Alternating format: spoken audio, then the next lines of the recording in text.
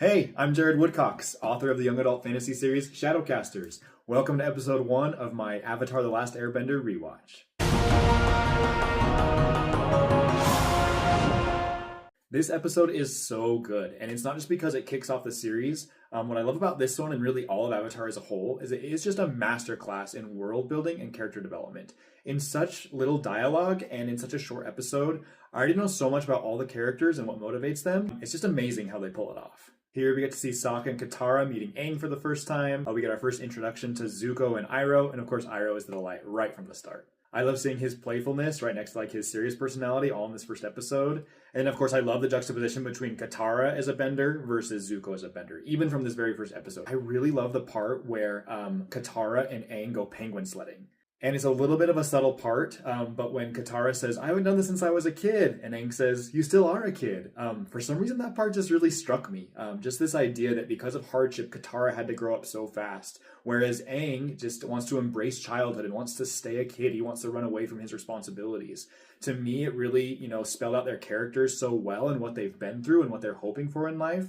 And I feel like it's so relevant to today and how fast kids have to grow up anymore. The part I didn't like as much was when Katara and Aang are exploring the Fire Nation ship together. And there's the part where Katara is like, how long were you in that iceberg? And Aang says, a couple of days. And then Katara out of the blue is kind of like, I think it was more like 100 years. And Aang sort of responds a little bit nonchalant. He's like, 100 years, I can't believe it.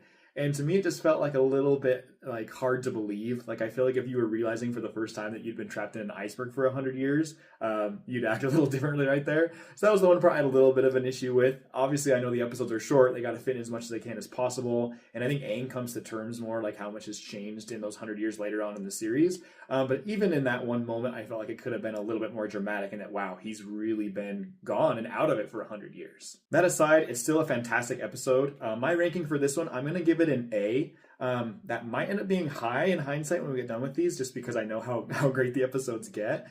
This one's not quite S tier for me, though. I feel like there's a few jokes that don't quite land the way that they will later in the series. Obviously, there's a few things as we're getting to know the characters. This one that it's not quite as action-packed as some of the future episodes, but still fantastic. Obviously, super iconic, sets off the series. We meet the boy in the iceberg, this missing avatar. And so it's just really, really awesome. And again, just a masterclass of how to world build in such a short amount of time. And the ending is awesome, just with Zuko saying, I found the avatar. And just a side note, how do we ever do it as kids? How did we see these awesome cliffhanger endings of a show like Avatar? And before there was DVR, before there was streaming, we just had to rely on, I hope Nickelodeon plays the next episode tomorrow. I don't know how we survived it. But yeah, those are my thoughts on the first episode of Avatar. And I'll see you in a few days for episode 2, The Avatar Returns.